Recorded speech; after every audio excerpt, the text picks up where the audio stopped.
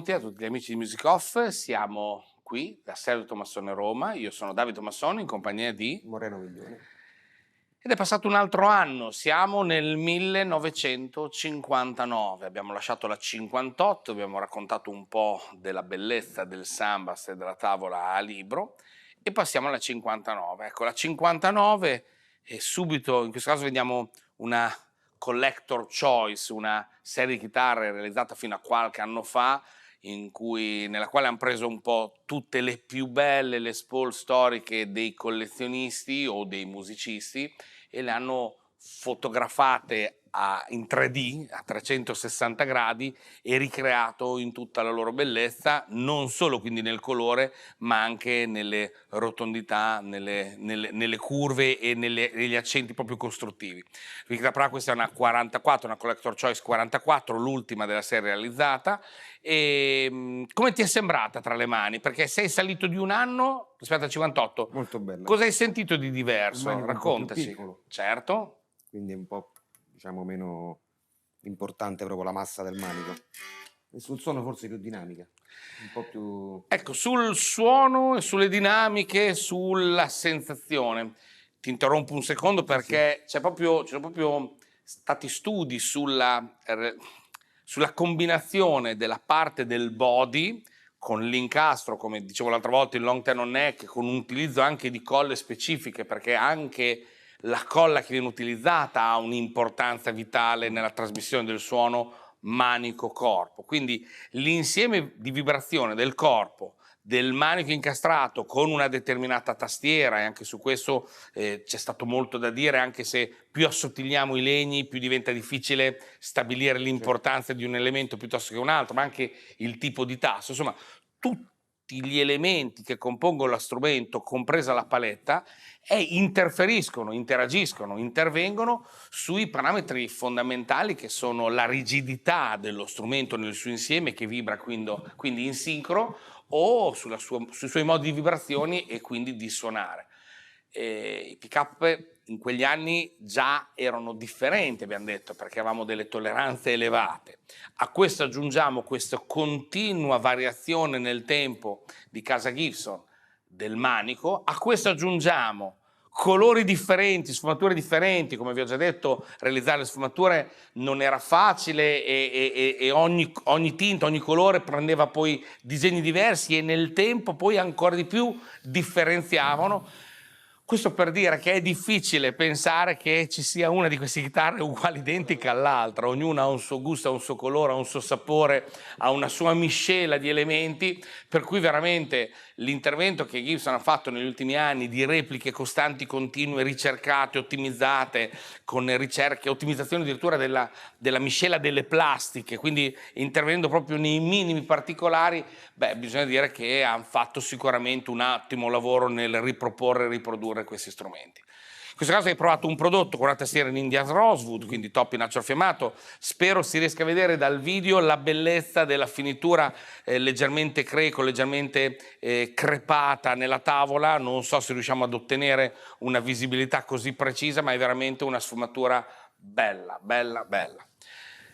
Parlavamo prima del Bolivian, prendiamo fuori una chitarra con tastiera in Bolivian. Scusate, guardate che bello anche il retro, spero si veda nella ripresa.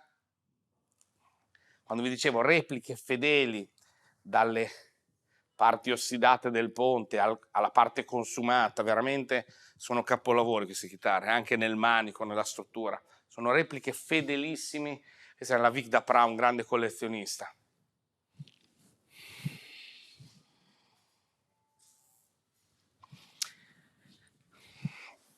Ecco qua, questa abbiamo una Lemon, in questo caso appunto abbiamo la tastiera in Bolivian, è un legno un po' più scuro, quello di prima è un Indian Rosewood, quindi un po' più chiaro, un po' più venato. Sentiamo due accordi su questo strumento, così, arrivato anche abbastanza recente.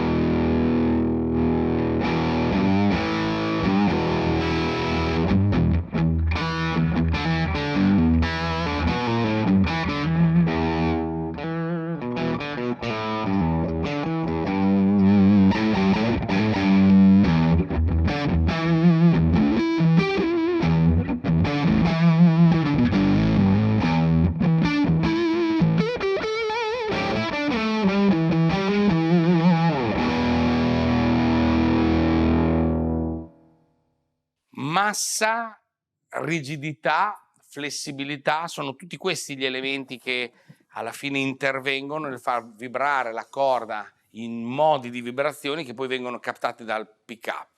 Pick-up prende il segnale, passa attraverso i controlli di volume di tono, anche sui pot, anche sui condensatori, si è detto tanto, condensatori Popper Oil, carta olio, condensatori Bubble Bee più o meno realizzati conformi o meno all'originale, ma anche su questo si è fatta ricerca. Nel tempo i wiring, il modo di collegare il segnale, il selettore al volume e al tono porta ad avere differenziazioni di sound dovute proprio al percorso, all'impedenza, al segnale alla resistenza che incontra il segnale nel suo percorso, quindi con un'apertura maggiore nei wiring 50 sulle alte frequenze, soprattutto su pick-up al manico dove c'è più sensibilità, dove c'è più corpo, rispetto al pick-up al ponte. Il valore dei potenziometri, sui potenziometri anche su questo si è fatto tanto, normalmente i valori andavano dai 300 ai 500, però a volte anche un po' più di 500, e anche in questo caso in funzione del valore dell'impedenza del potenziometro il risultato finale variava leggermente in termini di risposta in frequenza. Quindi veramente c'è tantissimo da guardare, da dire, da controllare su ogni singolo prodotto, ma a volte può diventare anche un po' una ricerca un po' sterile, dal momento che si ha la possibilità di prenderle in mano e suonare, che è la vera condizione, direi, di piacere di questo prodotto. Ne prenderei fuori un'altra perché non si possono non provare, non si possono non sentire. Spero che l'ascolto che abbiamo realizzato il meglio possibile permetta di stabilire quelle piccole differenze che probabilmente la persona che le suona le percepisce di più sotto le dita, nelle dinamiche, nei tocchi, nei piani, nei forti. Noi già qua abbiamo un'ottima percezione, l'audio a casa sarà l'audio solitamente da computer, quindi avrà un po' più di filtri, però vi posso assicurare che qua la percezione del tocco di Moreno si sente assolutamente e perfettamente. Sentiamo anche questa.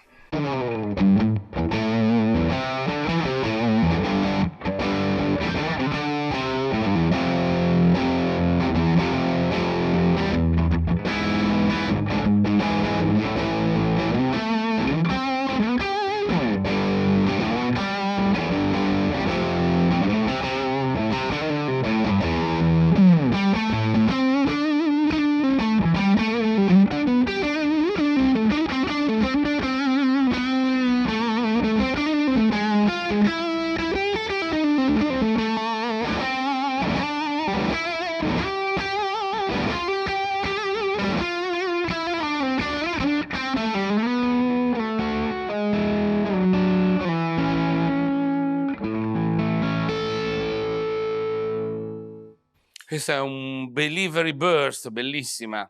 Che cosa hai percepito di differenza rispetto a prima? Se hai sentito qualcosa, perché io ho avuto delle sensazioni uditive differenti. Sì, il suono è un po' più, non chiuso, ma più compatto. Più rispetto compatto, all'altro. più stretto, più controllato. Sì, più definito forse. Come dinamiche, come piani forti, Mi è sembrata anche meno potente forse, nei meno recap. spinta. Sì, Meno certo, spinta, sì. certo. Sì, la percezione era una risposta in frequenza leggermente spostata, shiftata e un po' più stretta rispetto alla precedente. Sulle dinamiche è chiaro che probabilmente il musicista Sì, più di certo, tutti queste può averlo sotto controllo. sensazioni. Quindi abbiamo parlato un po' di questi 59, alcuni di questi sono 60esimi anniversari, altro appunto abbiamo visto Collector Choice, ce ne sono tantissimi da provare, da sentire, da vedere, da scegliere.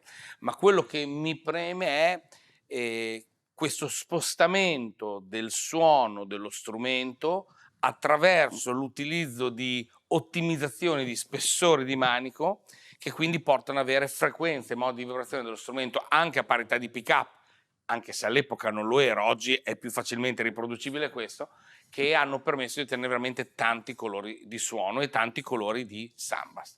Da Sergio Tomassone Roma è tutto, siamo alla fine di questa puntata sull'Expo 59, un saluto da Davide Tomassone e da Moreno Miglione. e vi aspettiamo per la prossima puntata sull'Expo 60, quest'anno 2020, 60° anniversario, sarà una festa. Grazie, alla prossima, ciao!